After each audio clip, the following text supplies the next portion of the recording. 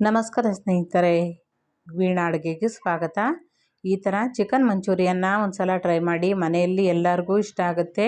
ಹಾಗೆ ಮಾಡೋದು ತುಂಬ ಸುಲಭವಾಗಿ ಮಾಡ್ಕೋಬೋದು. ಹೇಗೆ ಮಾಡೋದು ಅಂತ ನೋಡೋಣ ಬನ್ನಿ. ಅದಕ್ಕಿಂತ ಮೊದಲು ವೀಣಾ ಅಡುಗೆ ಚಾನಲ್ನ ಪ್ಲೀಸ್ ಸಬ್ಸ್ಕ್ರೈಬ್ ಮಾಡ್ಕೊಳ್ಳಿ, ಹಾಗೆ ಬೆಲ್ ಬಟನ್ನ ಕ್ಲಿಕ್ ಮಾಡ್ಕೊಳ್ಳಿ. ನಾನಿಲ್ಲಿ ಚಿಕನ್ ಮಂಚೂರಿಯನ್ ಮಾಡೋದಕ್ಕೆ 1 kgಯಷ್ಟು ಬ್ರಾಯ್ಲರ್ ಚಿಕನ್ನ ತೊಗೊಂಡಿದ್ದೀನಿ. ಉಪ್ಪು ಅರಿಶಿನ ಹಾಕಿ ಚೆನ್ನಾಗಿ ತೊಳ್ಕೊಂಡು ನೀರೆಲ್ಲ ಬಸಿದು ಬಿಡಬೇಕು. ಇದಕ್ಕೆ 1 ಟೇಬಲ್ ಸ್ಪೂನಷ್ಟು ಶುಂಠಿ ಬೆಳ್ಳುಳ್ಳಿ ಪೇಸ್ಟು, ಹಾಗೆ 1/4 ಟೀ ಸ್ಪೂನಷ್ಟು ಅರಿಶಿನ ಪುಡಿ ಹಾಕೋಬೇಕು. ರುಚಿಗೆ ತಕ್ಕಷ್ಟು ಉಪ್ಪನ್ನ ಹಾಕೊಳ್ಳೋಣ. ಇದಕ್ಕೆ 2 ಟೇಬಲ್ ಸ್ಪೂನಷ್ಟು ಅಚ್ಚ ಖಾರದ ಪುಡಿ ಹಾಕಬೇಕು. ನಿಮಗೆ ಖಾರಕ್ಕೆ ಎಷ್ಟು ಬೇಕಷ್ಟು ನೋಡಿಕೊಂಡು ಹಾಕೋಬೋದು. ಇದನ್ನು 2 ಟೇಬಲ್ ಸ್ಪೂನಷ್ಟು ಕಾರ್ನ್ಫ್ಲೋರ್ನ ಹಾಕಬೇಕು. ತುಂಬ ಗರಿಗರಿಯಾಗಿ ಚಿಕನ್ ಮಂಚೂರಿಯನ್ ಮಾಡೋದಕ್ಕೆ ತುಂಬ ಗರಿಗರಿಯಾಗಿ ಬರುತ್ತೆ. ಹಾಗೆ ಇದಕ್ಕೆ ಅರ್ಧ ಟೇಬಲ್ ಸ್ಪೂನಷ್ಟು ನಿಂಬೆ ರಸನ ಹಾಕೋಬೇಕು. ಅರ್ಧ ಟೇಬಲ್ ಸ್ಪೂನಷ್ಟು ಕಾಳು ಮೆಣಸಿನ ಪುಡಿನ ಹಾಕ್ಕೊಳ್ಬೇಕು. ಇದಕ್ಕೆ 1 ಮೊಟ್ಟೆನ ಒಡೆದು ಹಾಕೋಬೇಕು. ಚೆನ್ನಾಗಿ ಕಬಾಬ್ಗೆ ಹೇಗೆ ಕಲಿಸ್ತೀವೋ ಆ ರೀತಿ ಚೆನ್ನಾಗಿ ಇದನ್ನು ಮಿಕ್ಸ್ ಮಾಡ್ಕೋಬೇಕು. ಚೆನ್ನಾಗಿ ಕಲಿಸ್ಬಿಟ್ಟು ಇದನ್ನು 1 ಅವರ್ ಅಥವಾ ಅರ್ಧ ಗಂಟೆ ಕಾಲ ಫ್ರಿಜ್ನಲ್ಲಿ ನೆನೆಯೋದಕ್ಕೆ ಬಿಡಬೇಕು.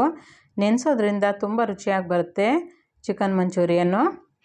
ಈಗ ಚೆನ್ನಾಗಿ ನೆಂದಿದೆ. ಈಗ ಬೇಯಿಸ್ಕೊಳ್ಳೋಣ. ಒಂದು ಬಾಣಲಿನಲ್ಲಿ ಎಣ್ಣೆ ಚೆನ್ನಾಗಿ ಕಾಯಿಸ್ಕೊಂಡು ಇದನ್ನು ಒಂದೊಂದೇ ಚಿಕನ್ನ ಹಾಕ್ಬಿಟ್ಟು ಚೆನ್ನಾಗಿ ರೋಸ್ಟ್ ಮಾಡ್ಕೋಬೇಕು. ತುಂಬ ಹೈ ಫ್ಲೇಮ್ನ ಮಾಡ್ಕೋಬಾರ್ದು, ಮೀಡಿಯಮ್ ಉರಿನಲ್ಲಿ ಇದನ್ನು ಚೆನ್ನಾಗಿ ಹಾಗೆ ಫ್ರೈ ಮಾಡಿಕೊಂಡು ತೆಗೆದುಬಿಟ್ಟು ಇನ್ನೊಂದು ಬ್ಯಾಚಷ್ಟು ಇದನ್ನು ಚಿಕನ್ನ ಚೆನ್ನಾಗಿ ಫ್ರೈ ಮಾಡ್ಕೊಬೇಡ. ಎಲ್ಲ ಗರ್ಗರಿ ಆಗೋವರೆಗೂ ಇದನ್ನು ಫ್ರೈ ಮಾಡ್ಕೊಂಡು ತೆಗೆದಿಟ್ಕೊಳ್ಳೋಣ. ಚೆನ್ನಾಗೆಲ್ಲನೂ ಬೇಯಿಸ್ಕೊಂಡು ತೆಗೆದಿಟ್ಕೊಂಡಿದ್ದೀನಿ. ಈಗ ಚಿಕನ್ ಮಂಚೂರಿಯನ್ ಮಾಡೋದಕ್ಕೆ ಅದೇ ಬಾಣಲೆನಲ್ಲಿ ಸ್ವಲ್ಪ ಎಣ್ಣೆನ ಉಳಿಸ್ಕೊಂಡು ಇದಕ್ಕೆ ಒಂದು ಸ್ವಲ್ಪ ಚಿಕ್ಕದಾಗಿ ಕಟ್ ಮಾಡಿರೋಂಥ ಬೆಳ್ಳುಳ್ಳಿ ಹಾಗೆ ಶುಂಠಿನ ತುರಿದ್ಬಿಟ್ಟು ಹಾಕ್ಕೊಂಡಿದ್ದೀನಿ. ಇದನ್ನು ಚೆನ್ನಾಗಿ ಫ್ರೈ ಮಾಡ್ಕೋಬೇಕು. ಇದಕ್ಕೆ 1 ದಪ್ಪ ಈರುಳ್ಳಿನ ಉದ್ದುದ್ದಾಗಿ ಈ ರೀತಿ ಕಟ್ ಮಾಡಿದ್ದೀನಿ. 4 ಹಸಿಮೆಣಸಿನ್ಕಾಯಿ ಹಾಗೆ 1 ಕ್ಯಾಪ್ಸಿಕಮ್ನ ಉದ್ದುದ್ದಾಗಿ ಕಟ್ ಮಾಡಿ ಇಟ್ಕೊಂಡಿದ್ದೀನಿ. ಇದನ್ನು ಚೆನ್ನಾಗಿ ಫ್ರೈ ಮಾಡ್ಕೋಬೇಕು. ತುಂಬ ಚೆನ್ನಾಗಿ ಬೇಯಿಸ್ಕೊಳ್ಳೋದೇನು ಬೇಡ, ಹಾಗೆ ಸ್ವಲ್ಪ ಗರ್ಗರಿ ಆಗೋವರೆಗೂ ಇದನ್ನು ಬೇಯಿಸ್ಕೋಬೇಕು. ಹಾಗೆ ಕ್ಯಾಪ್ಸಿಕಮ್ಮು ಹಾಗೆ ಅರ್ಧಂಬರ್ಧ ಬೇಯಿಸ್ಕೊಂಡ್ರೆ ತುಂಬ ಚೆನ್ನಾಗಿರುತ್ತೆ ಚಿಕನ್ ಮಂಚೂರಿಯನ್ಗೆ. ಸ್ವಲ್ಪ ಉಪ್ಪು ಹಾಕಿದ್ರೆ ಚೆನ್ನಾಗಿ ಬೇಗ ಫ್ರೈ ಆಗಿಬಿಡುತ್ತೆ. ಈ ರೀತಿ ಅರ್ಧಂಬರ್ಧವಾಗಿ ಬೇಯಿಸ್ಕೋಬೇಕು.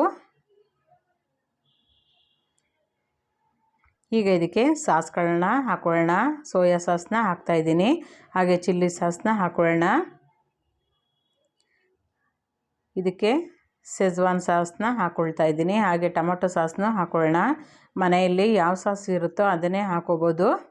ಎಲ್ಲನೂ ಚೆನ್ನಾಗಿ ಒಂದು ಸಲ ಮಿಕ್ಸ್ ಮಾಡ್ಕೊಳ್ಳೋಣ. ಈಗ ಲೋ ಫ್ಲೇಮ್ನಲ್ಲೇ ಮಿಕ್ಸ್ ಮಾಡಬೇಕು. ಈಗ 1 ಟೇಬಲ್ ಸ್ಪೂನಷ್ಟು ಕಾರ್ನ್ಫ್ಲೋರ್ನ ಹಾಕೊಳ್ಳೋಣ.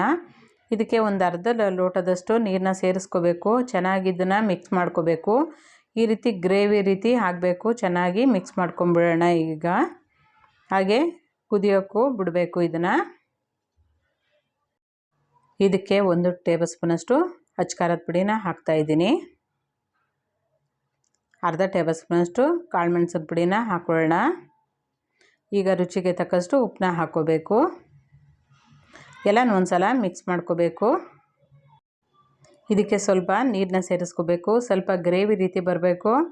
ಅರ್ಧ ಲೋಟದಷ್ಟು ನೀರನ್ನ ಸೇರಿಸ್ಕೊಂಡಿದ್ದೀನಿ. ಚೆನ್ನಾಗಿ ಇದನ್ನು ಮಿಕ್ಸ್ ಮಾಡಿಕೊಂಡು 1 ಕುದಿ ಕುದಿಸ್ಕೋಬೇಕು. ಈಗ ನಾವಿಲ್ಲಿ ಚಿಕನ್ನ ಫ್ರೈ ಮಾಡಿಟ್ಕೊಂಡಿದ್ದೀವಲ್ಲ ಅದನ್ನೆಲ್ಲನೂ ಹಾಕೋಬೇಕು. ಹಾಗೆ ಚೆನ್ನಾಗಿ ಚಿಕನ್ಗೆ ಎಲ್ಲ ಅಂಟೋ ರೀತಿ ಗ್ರೇವಿ ಚೆನ್ನಾಗಿ ಇದನ್ನು ಮಿಕ್ಸ್ ಮಾಡಿಕೊಂಡು ಕುದಿಸ್ಕೋಬೇಕು. 1-2 ನಿಮಿಷ ಕಾಲ ಹಾಗೆ ಚೆನ್ನಾಗಿ ಇದನ್ನು ಹಾಗೆ ಬೇಯಿಸ್ಕೋಬೇಕು. ಎಲ್ಲನೂ ಒಂದು ಸಲ ಚೆನ್ನಾಗಿ ಬೆರೆಯೋ ರೀತಿ ಮಿಕ್ಸ್ ಮಾಡ್ಕೊಂಬಿಡೋಣ. ಇದಕ್ಕೆ ಚಿಕ್ಕದಾಗಿ ಕಟ್ ಮಾಡಿರೋಂಥ ಕೊತ್ತಂಬರಿ ಸೊಪ್ಪು, ಸ್ವಲ್ಪ ಕರಿಬೇವು ಸೊಪ್ಪನ್ನ ಹಾಕೊಳ್ಳೋಣ. ಎಲ್ಲನೂ ಮಿಕ್ಸ್ ಮಾಡ್ಕೋಬೇಕು.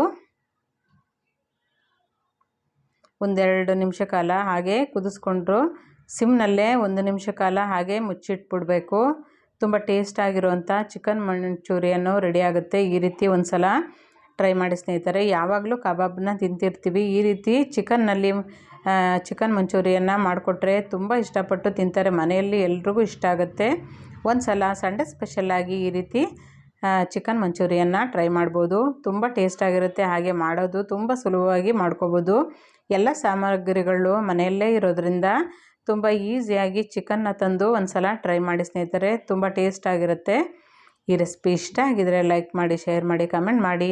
ಹಾಗೆ ಹೊಸಬ್ರು ಯಾರು ನೋಡ್ತಾ ಇದ್ದರೆ ದಯವಿಟ್ಟು ಸಬ್ಸ್ಕ್ರೈಬ್ ಮಾಡ್ಕೊಂಡು ನೋಡಿ. ಹಾಗೆ ನೀವು ಮಾಡಿ ಹೇಗಿತ್ತು ಅಂತ ಅನಿಸಿಕೆ ಅಭಿಪ್ರಾಯಗಳನ್ನ ಕಮೆಂಟ್ ಮೂಲಕ ತಿಳಿಸಿ.